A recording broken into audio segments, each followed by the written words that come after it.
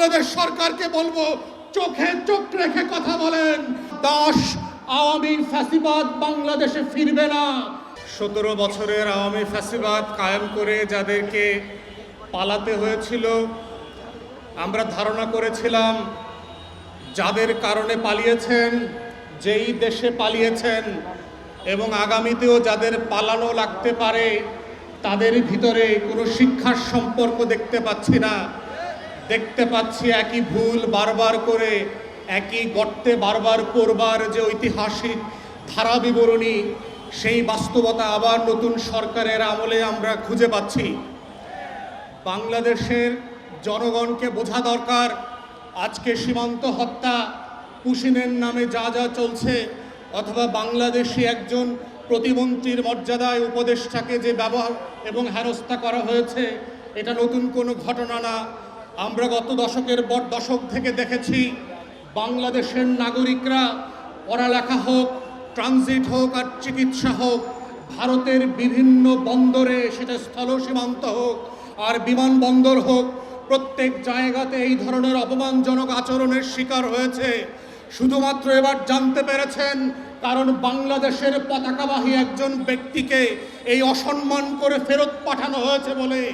আমরা বাংলাদেশের বর্তমান সরকার এবং ভারতবর্ষ যারা শাসন করছেন, আপনাদেরকে স্মরণ করিয়ে দিতে চাই, আপনাদের দালাল দাস আওয়ামী ফ্যাসিবাদ বাংলাদেশে ফিরবে না।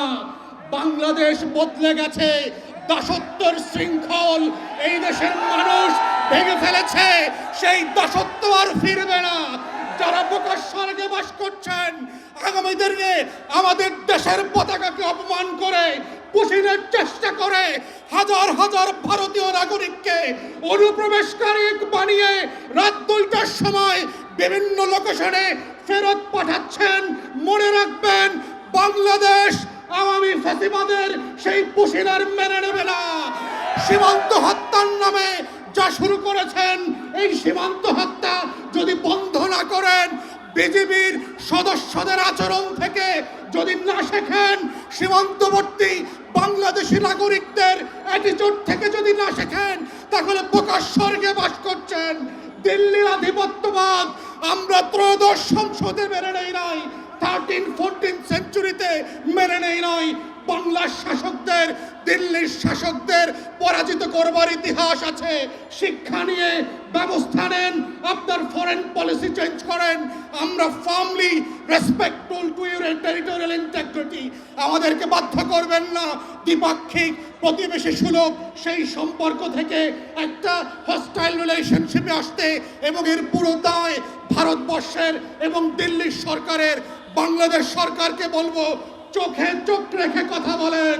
বাংলাদেশ এক নতুন সীমান্ত প্রহরী জাতি আকারে আবির্ভূত হয়েছে।